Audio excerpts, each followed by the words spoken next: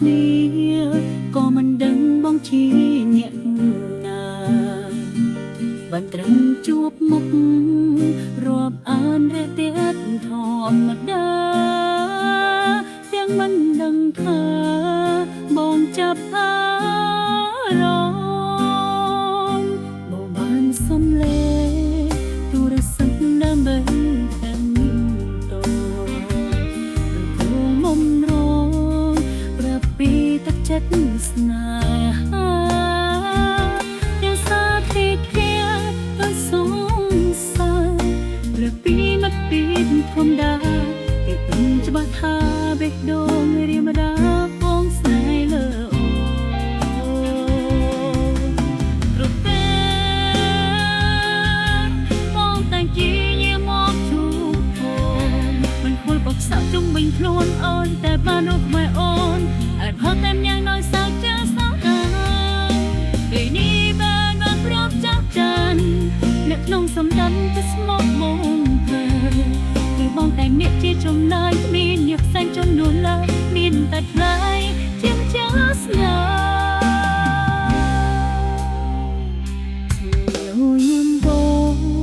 ពេលលងអូនលេងតែកាស្នេហ៍ឆ្លងលេហា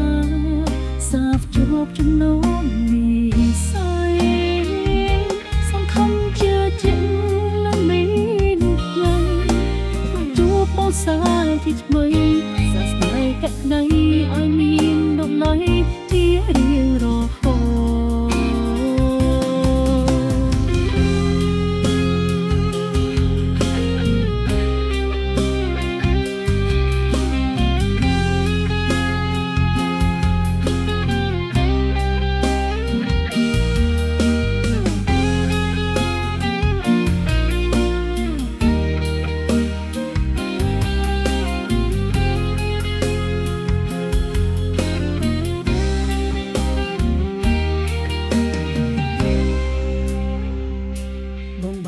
សំលេទូរស័ព្ទដើម្បីទាំងតោមុំនងប្រាប់ពីទឹកចិត្តស្នេហាយ៉ាងសាទេគ្នាដូចសងសាព្រៃពីមិនពីធម្មតាតែដឹងច្បាស់ថាបេះដូងរៀមរាបងស្នេហ៍លើ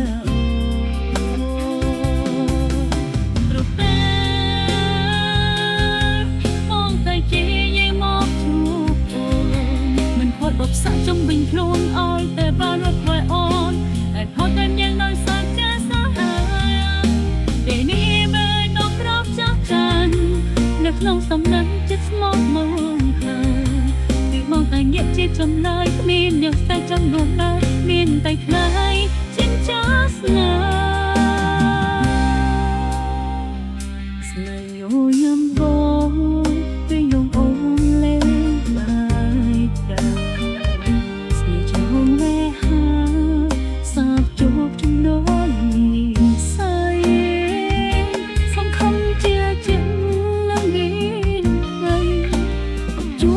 សាជាថ្មី